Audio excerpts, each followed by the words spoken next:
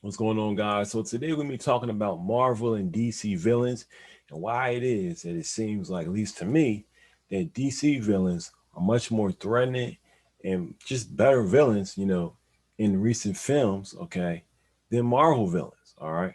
So let's get into this video, okay? If you're not subscribed to this channel, hit the subscribe button, okay? Hit the bell thing for the notifications so you'll be notified when these videos is coming to you, okay? Also, hit the like button if you like this video. If you don't like this video, hit the like button also, please, and thank you. And also share this video so more people can learn about this channel. We do not have a lot of subscribers, but we can with your help. So thank you for everyone who has subscribed. Now let's get into the video. So right here we are on, I just typed in something like Marvel, movies or whatever, and I hit DC movies and this list popped up or whatever. So anyway, I think this is the Wikipedia joint, whatever. So anyway, let's just look at this and let's see some movies we have here. We're just gonna compare some villains. I want to do this actually with other people, okay? But the people who I called were busy or unable to be on this video, so I'm doing it by myself.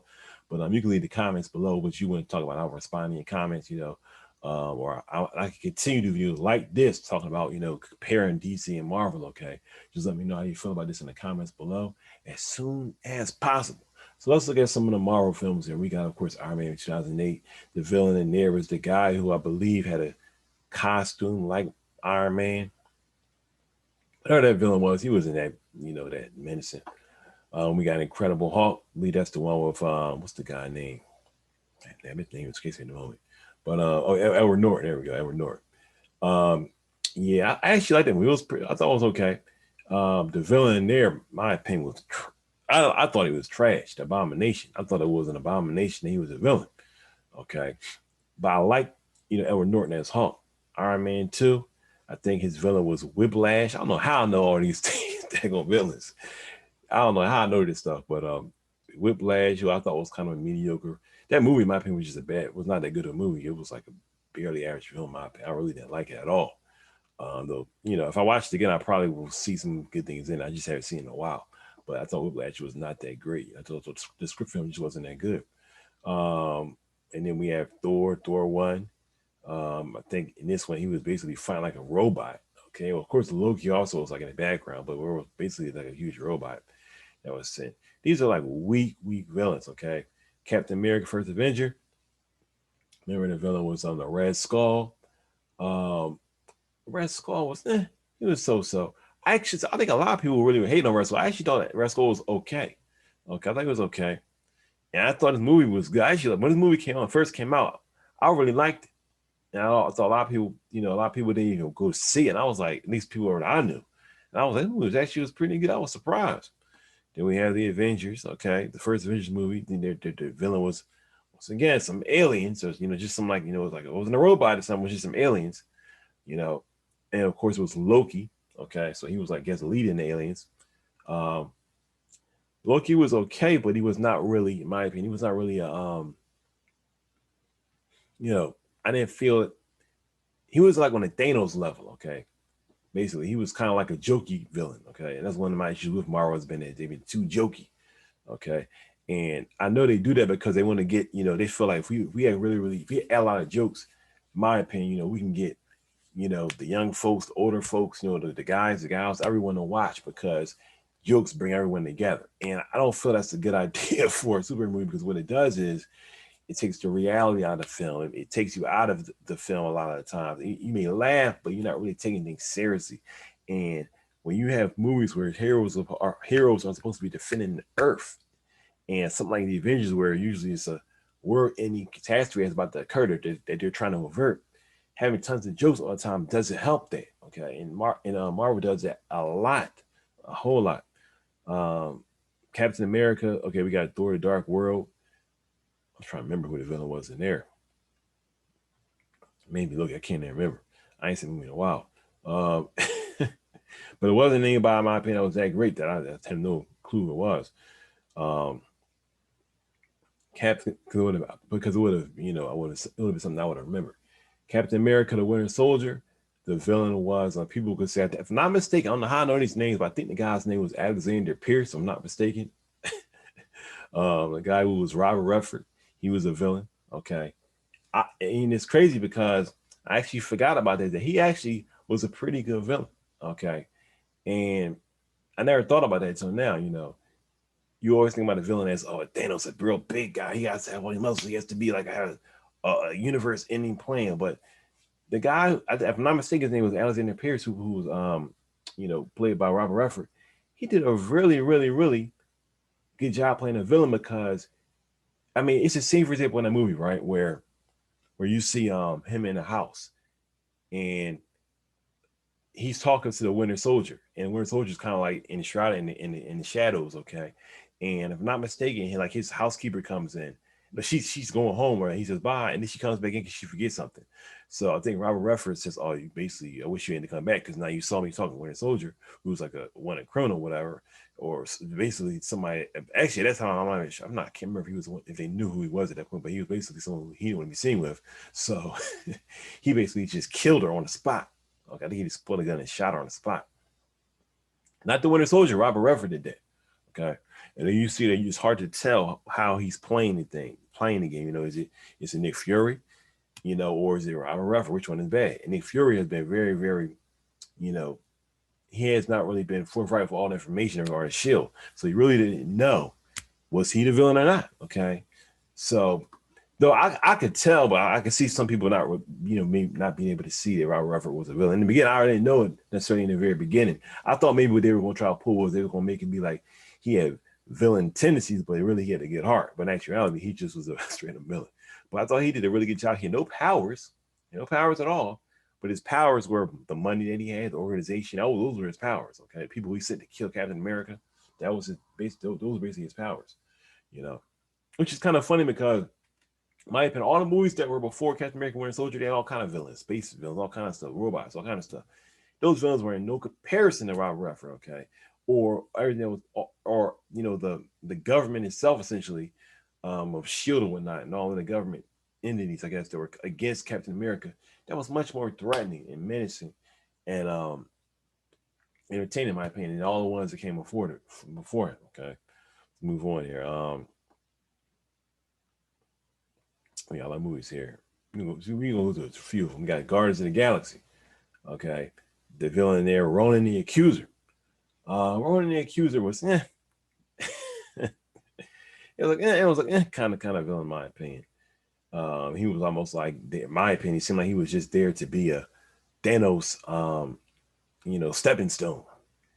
He was he was he was like a kind of a not really a somebody's calling me here. I stay getting calls. I'm doing these things.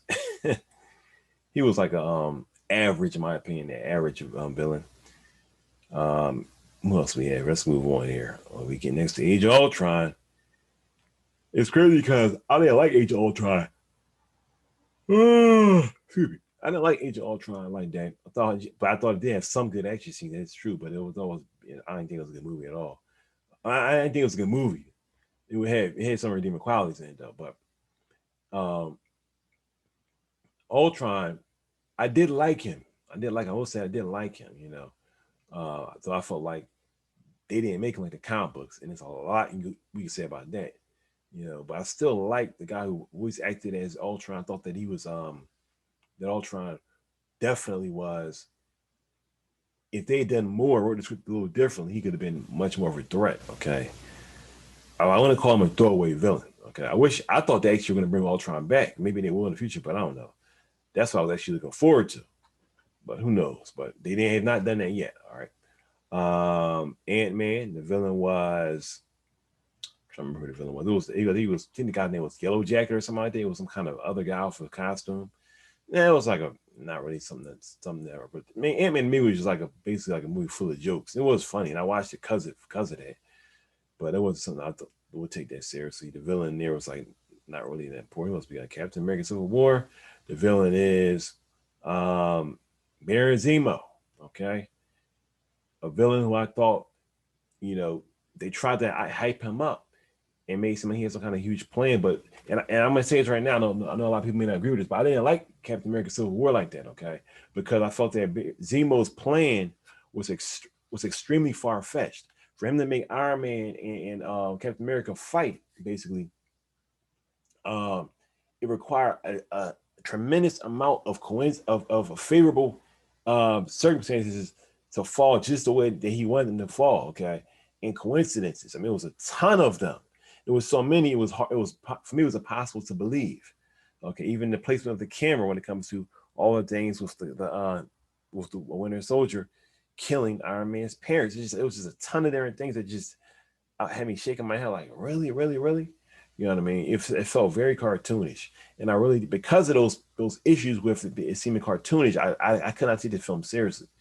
And then even when at the end when they had him fighting, and he was like, "Yeah, I basically made them fight." I was like, "Really?" Like, chances of that happening, even in the comic world, it just was so far fetched. I just the whole time I was watching. I mean, when I realized what he was doing, I was just sitting there shaking my head, watching that film like, "This is bad."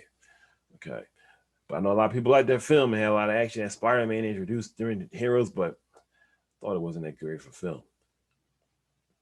I'm just judging it based on the script. Okay, when it comes to action, it was a 10 out of 10. When it comes to action fights, it was really good. And you want to look at that. Never saw Doctor Strange, Guardians of the Galaxy 2. The villain was, I think it was this guy's father. I forgot this dude's name. Star-Lord. I think it was his dad. Okay, another, in my opinion, a very weak villain. They tried, but it was Spider-Man: Homecoming. Good villain. It was Michael Keaton. It's once again, folks, a regular person with no real powers. A regular person with no. This actually is one of Marvel's best scripts, and this is like a kind of a jokey film, Homecoming, but it's one of Marvel's best scripts. Also the second Spider-Man. Where's that at? The second Spider-Man, Far From Home. Even though I thought this movie was actually worse than the first one, and the script was worse, and there was some far-fetched things going on. And things he just did, I thought was just like kind of like really, like the fact that Iron Man would leave all that stuff in the hands of a teenager, okay, something that could destroy the whole world. But anyway, when it comes to Jake Gyllenhaal's character as Mysterio, I thought that he did a really good job acting as him. I thought that was written really well. Okay, I thought the movie was, like I said, was not as good as the first one, but I thought that the time that he had, I thought he did a good job. I thought that I could understand why he was mad and so forth. I wish they spent more time with him. But I thought he was an okay villain. I'll give him like a 7 out of 10 on the villain scale. Okay, I should need to start actually rating these villains. Let's look at Miss Captain Marvel here. Captain Marvel's villain was who was her villain? No, I think about it. Because it wasn't the Skrulls. Okay, it was Ronan the Accuser, if I'm not mistaken. Ronan the Accuser was hyped up to be the person that's going to basically defeat her, and then Ronan the Accuser basically just bounces and leaves. So that was like nothing. I can't even give him a ring because he basically just saw what's going on or something is left. Then she ended up fighting the one of the Skrull, if I'm not mistaken, one of the Skrulls. No, I'm sorry, no, she wasn't fighting the Skrull, she was fighting the guy who was part of their team. And she basically just knocked him out like he was nothing. So I'll give him like a 1 on the villain scale, which is like nothing, like not really nothing. Ant-Man and Wasp, never watched that completely. Infinity War. Okay, let's look at Infinity War. Here we go. Thanos. Was he good? I'll give Thanos probably like a 5.5 to 6 on the villain scale. Okay, because and I see that even more now when I look at some clips from these movies. How you may say, well, that love, he did all kind of stuff. Yeah, but when I felt that some of his voice acting they had him doing was kind of like, I felt that it seemed almost like it was like a play. The way that he was saying, I'm going to destroy you. All just the way that they had him talking at times, it just felt very, very off-putting, as you could say. It was entertaining watching it, but it didn't even feel like he was really real. Okay, the way that he was delivering some of his dialogue. Okay, we had Josh Brolin deliver some of that dialogue. Okay, but Thanos was a good villain though. I mean, he in the beginning of the movie, if I'm not mistaken, whipped Hulk's behind really, really bad, and straight was killing folks. I mean, he was on the strength scale, he was like a 10 out of 10 on the strength scale. Okay, no one could stop the guy. Okay, what I didn't like about him was the fact that he didn't utilize the Infinity Stones at all like he could have. I mean, it was so many times I was scratching my head. I can't understand why he didn't use them better, but it's a ton of stuff. And then we say, well, he got what he wanted. Even the fact that that's another thing. Okay, then we see we're here in Endgame where basically in the beginning of the film, okay, and of course they went back in time, so on and so forth. But in the beginning of the film, he basically is killed like nothing.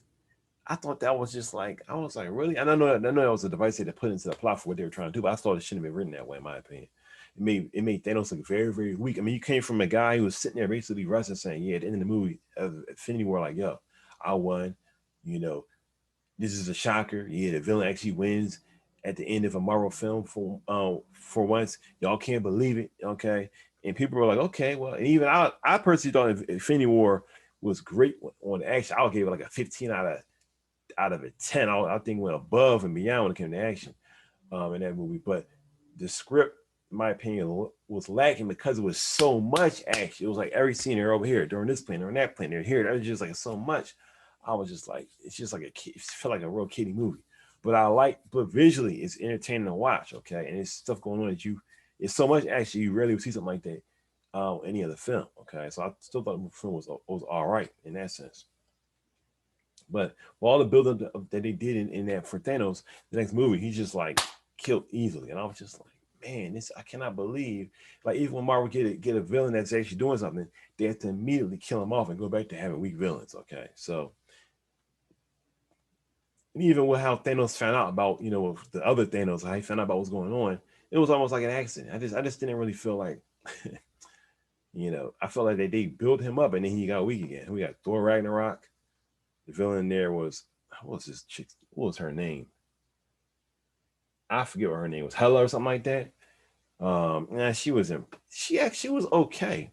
See, the issue with that, I didn't like that movie like that. I didn't like Ragnarok like that. Like that. I thought Ragnarok was a movie full of jokes, like a lot of Marvel films, but it was more jokey than I would have ever expected. It also used, the Hawk World, I believe it's called Hawk World. That story, okay, and basically made it appear like it was going to use that in this film, and really didn't. It just used it as like a something that basically put in the trailers, and it's left that completely. Okay, use some of the characters, which I felt was wrong. They use those characters from Planet Hawks. I meant to say Planet Hawk, excuse me, from Planet Hawk, and then not even really utilize them. Okay, I thought that was all just to get people to see the film and to get people to be in those seats, but. I don't know. It was an entertaining film to a degree. I was entertained probably until like halfway through the film, and then I started getting tired of it. But yeah, those she was. People look at it and say, "Well, look, she broke Thor's hammer. Who you see do that before?" And I'm like, it was like sometimes the way these villains are written, I would give her maybe like a 3 out of a 10. I feel like sometimes I feel like these villains are written just as to give you shock value. Where like with this villain, we see here Michael Keaton's villain, and I don't think they really even thought about him being because they said, okay, this is our first Spider-Man movie in the Marvel Cinematic Universe. We'll just take it easy with him, and he ended up being really good. Not just because he's a good actor, Michael Keaton, but because he's written to be a down to earth kind of guy. He has a family, but he also is mad, and I understood why he was mad. Okay, this is one of the best villains that Marvel has ever had. Is the Vulture? Okay, by far one of the best villains they ever had. Okay. It's kind of a trend there. You see people that are less powerful, it seems like, end up being the better villains. Now let's go into DC. All right. Uh, DC, we got let's see if it's organized here. Suicide Squad. What's going on? Still not popping up here? Okay, here we go. Suicide. Okay, here we go. Suicide Squad. The villain there was that girl who was like some kind of sorceress or something like that. Uh, she was alright. I would probably give her like a 3 out of 10. That movie suffered a lot because of the fact that they with Warner Brothers and them forcing the movie to be a certain short time, have a short run time, and then also when the movie was written, they kind of told the guy to write the script within like 2 weeks, if I'm not mistaken, which is extremely fast for someone to write a whole screenplay for a film. So the movie was like kind of doomed from the beginning the way Warner Brothers kind of played it. Wonder Woman, Ares, and it's crazy. I like DC more than Marvel when it comes to the movies. Okay, but and a lot of people like Ares in the movie. I personally didn't like him. I thought that I like the fact that he was hiding. I will say that, but I'll probably give him a 4 out of 10. I felt like he was like when he finally showed him number one, I was like, yeah, like it's so many like a second. I mean, like for example, he shows up right. Ares. They show him throughout the film. He you know how he looks if you know anything about the comics and whatnot. You see that he has like nice armor on, black, whatever case it be. Then he shows up and he just starts pulling stuff from scrap metal. It makes this ridiculous looking costume. I was just like, y'all couldn't just make him just snap his finger and just have a costume come on and look all cool. He's supposed to have all these powers. I just thought that was ridiculous. And then even when he was fighting, it was just like she's new to the game compared to him, and he really had no chance against one of them. I thought it was like, yeah. This is the I'm not even gonna review these movies because that's something I don't remember. But let's go on to the next Aquaman, Ocean Master. I thought Ocean Master was a very good villain. Probably like a 6.5. I'll give him a 7. Excuse me, I'll give him a 7 out of 10 on the villain scale. Ocean Master, the actor did a really good job. I think he's a good actor, period. And especially for superhero movies, and for playing a villain, he did a really good job. You could see that, you know, he had a mind. Number one, he was in it, and he was not really in the wrong. Like how a villain could be just doing the right thing according to what they're doing, and then they get pushed to a situation. It's almost like Zod and Superman. Excuse me, Man of Steel. How Zod wasn't really wrong. You think about the fact that what was going on, okay, and Man of Steel with the plan of Krypton and how everything was going on. You look at it and you say, you know what, is Zod really wrong?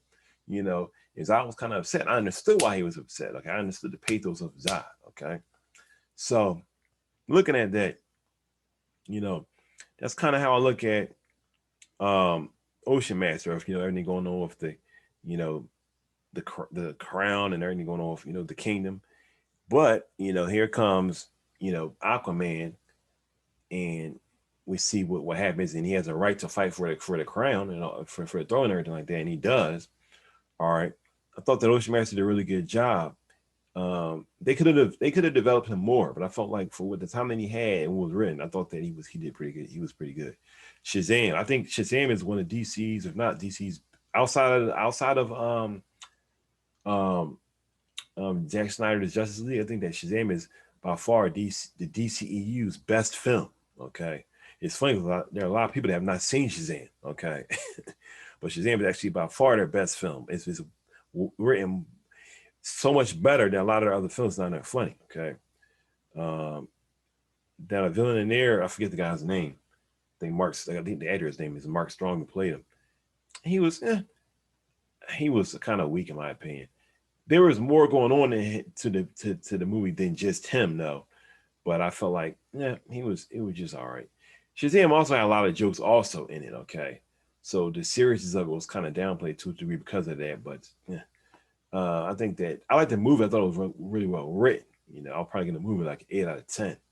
But the villain, and it's funny because usually I'll say, you know, you have to have a strong villain, but in this case, I mean, this movie could have definitely benefited from that. But I thought the movie still had a lot of other things that made it stand strong. Okay, but the villain in this movie was not much. Joker, and here I guess the villain is the protagonist also. If you can say that, I mean, he's a Joker. The protagonist becomes the villain.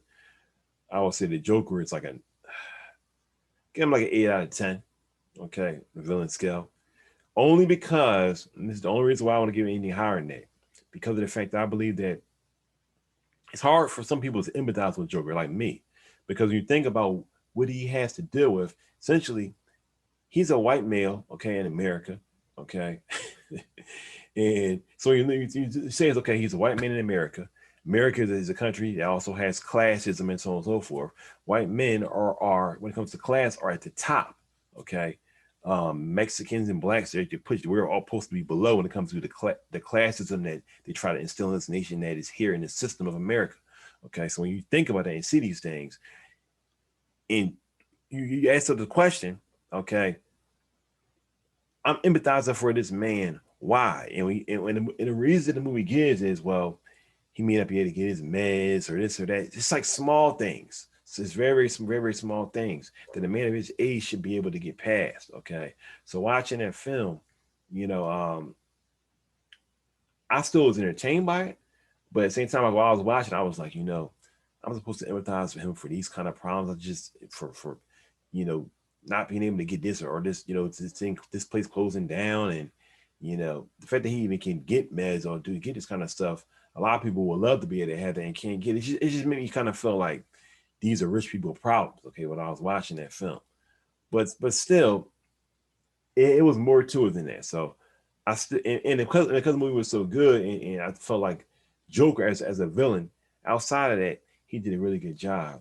And even with all of it, I still care for him, even though I thought that he had rich people problems, or middle class people problems. Okay, I still thought that he did a really good job. I mean, it's selling who he was as a villain. So I'll give him like an 8, on a villain scale. Birds of Prey. Okay, and I'm going to kind of skip ahead because I want to get into really what I want to talk about here, which is why does it seem like, or why is it that DC villains are on a higher level? Okay, Zack Snyder, Justice League, Dark Side, okay, Steppenwolf, okay. I like Dark Side more than Steppenwolf in this film. Dark Side was not in as much as Steppenwolf. Dark Side seemed like a straight up boss. I thought Darkseid was more menacing and more terrifying than Thanos by far. He was barely in the film. I don't want to say barely, but he was in the film a lot. Okay. I feel that Darkseid just wanted to destroy. I don't think the Darkseid would be killed like Thanos was either. Okay, based on the way they were pumping him up. And we know from what Zack Snyder said that in the second Justice League, hopefully, which they will make, Darkseid will be basically destroying. So think about it in all seriousness.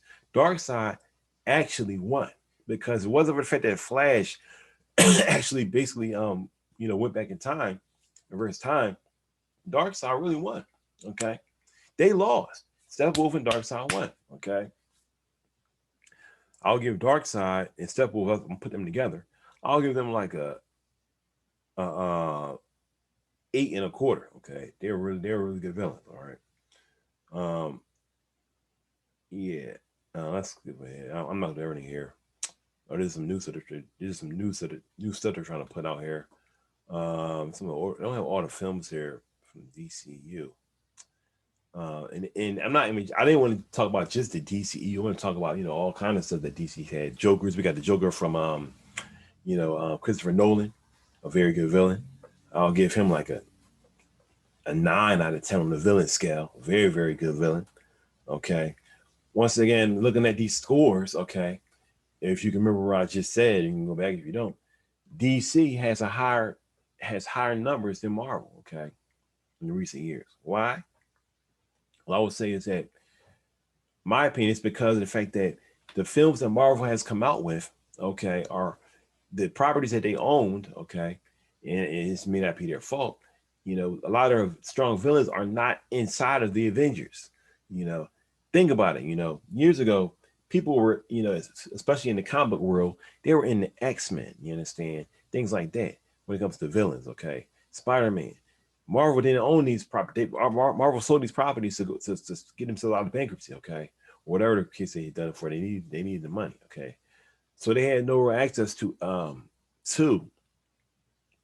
the villains of X-Men. Okay, now if you're gonna say, oh well, you may say, well, you're talking about Marvel, and even though Fox owned them, it was still Marvel. Okay, well, let's look at the X-Men films. Okay, the villains that they had who were who. Okay, Magneto. Okay, the older Ian McKellen. I'm not saying his name. I think his name is Ian McKellen. Ian McKellen playing Magneto. Then you have Michael Fassbender playing Magneto. Michael Fassbender playing Magneto was all right. Okay, but still, these are not even Thanos level or Darkseid level villains. Okay, I'm not going to name the some of the other villains they had because they were just like, yeah, not really somebody you really be. I'll only say this, which go back to even what I said with Marvel, okay, earlier.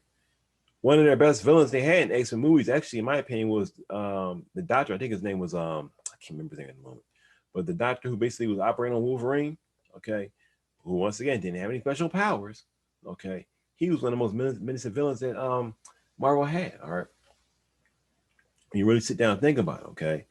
He had a plan. He was torturing Wolverine. I was actually I actually bought that movie years ago. I actually really liked that movie. Okay, X-Men 2. Had DVD and everything. But yeah, guys, wrapping this up. A lot of properties that that that Marvel didn't really have close to them has a lot of their villains. Okay, and the villains that were used was on my Fox. Fox did not really have the best mind, to do things like the MCU has. Okay, They can make Noodle be a straight up boss, but they have to do that. You understand? And Fox wasn't really trying to do it, in my opinion. It seemed like Fox was just putting out movies so they could keep the rights, because they had to put out movies within a certain amount of years. If they didn't, they would actually lose the rights, and the films would go right back to Marvel. So they was putting out films, okay, just like for no reason at all. You know, like the movie, I think it was called Fantastic Four, whatever. Not the first two, but the third one with Michael B. Jordan. Movies just had like movies that were just so weird and like ridiculous, you know, just to basically meet that quota of we're putting out a film every 4 years or whatever it may be, okay, to keep these rights, all right. So they won't refer to Marvel. So anyway, end of the day, you look at DC, you know, and then I wish they had a lot of the other films, but they don't have them right here. Zod. I thought Zod was a very good villain in Man of Steel. I'll give him like an 8.5. I mean, 8.25, 8.5. Okay, very good villain. I felt for him. He explained why he was doing what he was doing from the beginning. I understood what he was trying to do. Okay, he was saying basically join me. Okay, I actually kind of care more for Zod actually than I did for Superman in that movie. Okay, though I liked it, Man of Steel though, but I don't know. I thought that Zod was a very interesting character. I think that the guy who plays Zod is a good actor, you know, and he does a good job of playing, you know, villainous people in general on film. Michael Shannon, I believe his name is Michael Shannon. But anyway, like I said, I just think it could be an issue of Marvel not owning properties. Also, like I said, it's just the way that Marvel does things with the way that they have a lot of films that are full of jokes. Okay, just full of jokes. Okay, Black Panther. Okay, let's look at Black Panther. Black Panther, the villain was Killmonger. Okay, and he did kill people. He killed what's the guy named Ulysses Claw, but still, Killmonger. Think about it. Killmonger comes. He's an outsider. Okay, he takes over Wakanda legally in a battle. Okay, in a fight. But I just never really was like, oh my goodness, this is Killmonger. What's he gonna do? It just never rose to that level.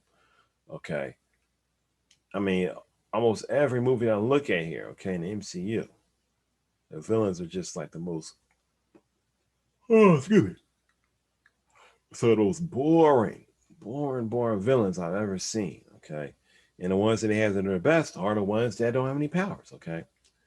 But we'll see in the next phase of Marvel, because now they have, you know, all their properties back, and then they play their cards right.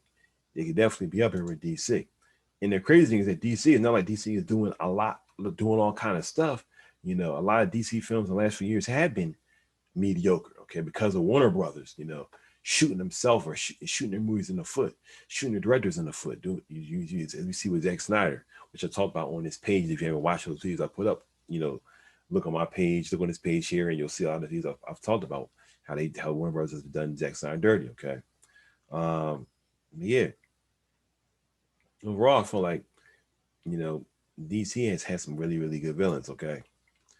Um, even a corny movie like I forget what the name of the movie is, where they had Jim Carrey and what's the guy named Tommy Lee Jones playing villains, and those Batman movies, of course, were very candy. But I still like, you know, Jim Carrey and Tommy Lee Jones in those films. You know, they were like kind of corny films. I like them in those roles, okay. They were pretty good villains for the type of movie that they were going for. You know what I'm saying? But yeah, you know, I can't sit there and say Marvel, their films are, I mean, they're you know, Marvel comics and so on and so forth. They just have worse villains than DC. I do feel like DC has, you know, better villains. Period. When, you know, a good writer can take trash and make it into gold. A good writer can take something that's not really that great, and if they know what they're doing, they can twist it around and make it and come out good. You know what I'm saying? And so even with Marvel's villains, okay, with whoever, Loki, whoever, they can make that to be a cinematic masterpiece if they want to. Okay. Even you think even something like with the Snyderverse, okay, I mean, with the Snyder cut, excuse me, okay, you see how Zack Snyder made a 4 hour film to fill in for the fact that he's introducing new characters, and there's no solo movies that they have, okay, and with all of that, he also brings in powerful villains at the same time, okay, and that was written that way. He was instrumental in that, okay, And I thought that this Snyder Cut of the Justice League was a very good movie, and it had powerful villains. Okay, not the best villains in the world, but it had powerful villains. Okay, it had, and also I want to say this before I go, it's not just about the villain as a antagonist, but it's about you know the feeling because sometimes the villain may not be a particular person, it may be just what the character is facing. You understand, or the situation. Like I feel like, for example, with the Winter Soldier.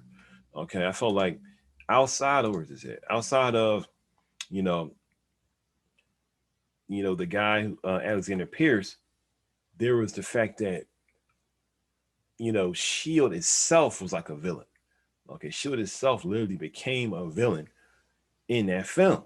Okay, and I felt that that was a greater villain than even Alexander Pierce was the fact that those powers, okay, those the government agency hanging above his head, okay, you could really feel that pressure that they were under, especially since Steve Rogers, Captain America, is like a fish out of water, living in the modern 2000s when he's from, whenever, the 40s or 50s, wherever he's from, I guess the 20s, 30s, I forget what time period he came from. But you think about that, he had a lot on his shoulders, okay? And that made that villain shine even more, okay? I'm not here to say that Marvel villains are all trash, but I am saying that there's a difference in their villains at least in the cinematic universe, and as opposed to the DC villains. All right, we're gonna continue this another time, guys. So hit me up. I'm kind of tired of making this video. I'm kind of late here. I need to get some tea, so I've been coughing and whatnot. But yeah, guys. I'm out. Talk to you guys later. If you like this video, please like it, share it, subscribe to the channel so you can get notified when more videos like this pop up. Yeah, and I'm out. Thank you everyone who subscribed in the past, who's liked my videos, who left comments, okay? And I'm out. Peace.